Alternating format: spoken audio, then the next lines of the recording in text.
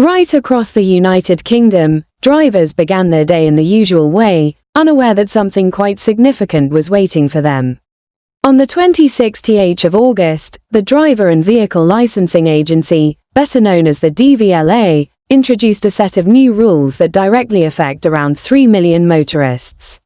The announcement traveled quickly, catching many people off guard. For once, it wasn't the kind of news drivers feared. Instead of another round of complications, forms, or extra fees, it brought with it a sense of relief. Over the years, motorists in the UK have often felt weighed down by paperwork and rising costs. Many had braced themselves for more of the same, but as details of the changes began to circulate, the atmosphere shifted. Communities of car owners, mechanics, and enthusiasts started to feel encouraged. The update was not about new punishments or restrictions, but about removing obstacles. It was a moment where bureaucracy stepped back, and practicality took center stage. This move from the DVLA was especially meaningful for owners of classic cars and people who dedicate their weekends to maintaining older vehicles. For a long time, these individuals worried about compliance and feared making a mistake with paperwork that could jeopardize their beloved cars. Now, many of those worries have eased. The agency seemed to recognize that these vehicles are not just machines but pieces of history, often restored and cared for with great passion. One of the first and most important changes was the removal of the requirement to notify the DVLA about straightforward, like-for-like repairs. If someone replaces a rusted panel on their classic car, or decides to repaint it in the original factory color, they no longer need to complete additional forms. As long as the work is restorative rather than altering the car's identity, owners are free to proceed without fear of creating a bureaucratic problem. For enthusiasts, this means they can focus on the actual restoration process instead of worrying about endless paperwork. Take for example a Triumph Spitfire needing a new chassis or an old Ford Escort requiring an engine rebuilt to its original specification. These are the kinds of jobs that previously carried heavy paperwork obligations. Now, these repairs can move ahead more freely, providing reassurance to the thousands of people dedicated to keeping classic vehicles alive. It is a practical application of common sense that many had been hoping for. The second key area of reform relates to modifications. Car enthusiasts often dream of not just maintaining their vehicles but reimagining them. Builders, designers, and hobbyists have long seen potential beyond the factory specifications, whether through custom bodywork, performance upgrades, or creative engineering.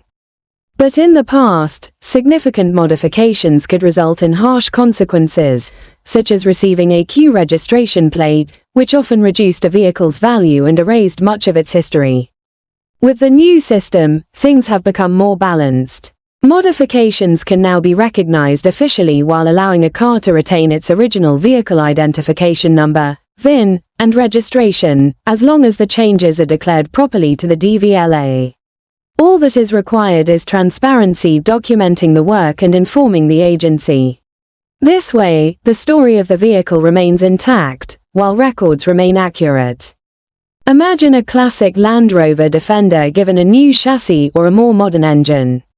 In the past, such a project might have led to difficulties with registration and even loss of identity. Under the updated approach, the vehicle keeps its heritage, even as it is adapted for a new era. For Britain's specialist car industry, this is a boost. It supports creativity, skilled jobs, and confidence in investing time and money into ambitious projects. Modifying cars is now officially treated as a recognized and respected craft within motoring culture. This philosophy even extends to vehicles that undergo dramatic transformations, such as hot rods built from 1930s models. The law now makes it possible for such a vehicle to be recognized as what it originally was, even after being reimagined with modern craftsmanship. The system respects both the legal framework and the passion of those who bring these cars to life. The third major rule change addresses a trend that is only growing stronger: electric vehicle conversions. Until recently, converting a classic car to electric power came with serious complications. The DVLA's previous system struggled to handle vehicles that no longer relied on petrol or diesel engines. Often, this meant a loss of the car's identity and sometimes even a significant drop in value. Now, EV conversions are officially recognized.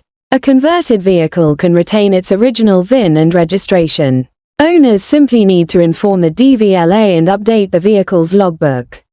This means a beloved classic can continue to exist as itself, just with an updated power source.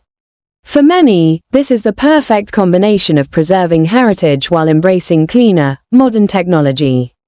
A classic Jaguar or Mini can now glide silently down the road without being treated as an entirely new vehicle. This recognition is more than just a convenience. It provides legitimacy for businesses specializing in EV conversions and gives car owners confidence that their investment will be protected. It also supports broader goals of sustainability, making sure history and innovation can travel side by side. Why this change, and why now? For decades, classic car owners have dealt with a complicated set of regulations. Each modification, repair, or adaptation required navigating through unclear processes. But with the new approach, things have shifted. These reforms were strongly supported by government officials, including Minister Lillian Greenwood, who worked to highlight the importance of Britain's motoring heritage. The government recognized that the classic car industry is not only culturally valuable but also economically significant. Thousands of jobs depend on restoration, maintenance, and modification, from skilled mechanics to small family businesses. These vehicles also represent decades of innovation and craftsmanship, providing living history that connects generations. Tim Moss, the chief executive of the DVLA, made it clear that the reforms were not made in isolation. The agency consulted directly with car clubs, federations, and enthusiasts to ensure that the rules matched the needs of the community. This collaboration meant that the resulting policies were practical and effective. By simplifying procedures, the government has helped reduce unnecessary stress and encouraged more people to preserve and restore vehicles. It's a recognition of the value of enthusiasts who dedicate time, money, and skill to keeping cars on the road. Instead of creating barriers, the new rules encourage preservation, innovation, and pride. For many owners, this is a turning point. The fear of accidentally breaking a rule while restoring a car has lessened. They can now rebuild engines, replace panels, or invest in EV conversions with confidence that the system is on their side. The value of classic cars is also better protected, as the dreaded Q plates that once devalued vehicles are no longer such a looming threat. Car clubs, small workshops, and the wider specialist industry also stand to benefit. With clearer advice and fewer obstacles, they can take on more projects and support new generations of enthusiasts. Heritage and innovation are now seen as partners rather than rivals. The updated rules encourage both respect for history and openness to the future. The broader message from all this is simple: Britain's love of motoring remains strong. These vehicles are more than just modes of transport. They are cultural touchstones, reminders of where we have been and inspiration for where we might go. The DVLA's reforms are not perfect solutions to every challenge, but they represent a step forward, one that respects both the law and the dedication of drivers. For everyday motorists, these changes may not alter the morning commute. But for the millions who own or admire classic and modified cars, it signals a shift toward fairness and practicality. The DVLA has shown that it is willing to adapt and listen, which is a positive sign for the future. In the end, the reforms are not just about rules and regulations. They are about people, the restorers working late in their garages, the families passing down vehicles from one generation to the next, the small businesses keeping skills alive, and the enthusiasts who gather at shows to share their passion. These individuals now have a clearer, more supportive framework in which to pursue their love of motoring. As the dust settles on these announcements, one thing is clear: the road ahead looks a little brighter. The DVLA has taken steps that not only simplify processes but also celebrate Britain's motoring culture. For classic car owners, modifiers, and those exploring electric conversions, the message is that their work matters. This change is not about bending to trends or imposing unnecessary restrictions. It is about balance, respect, and recognition. The vehicles we see on the road carry with them stories, memories, and history.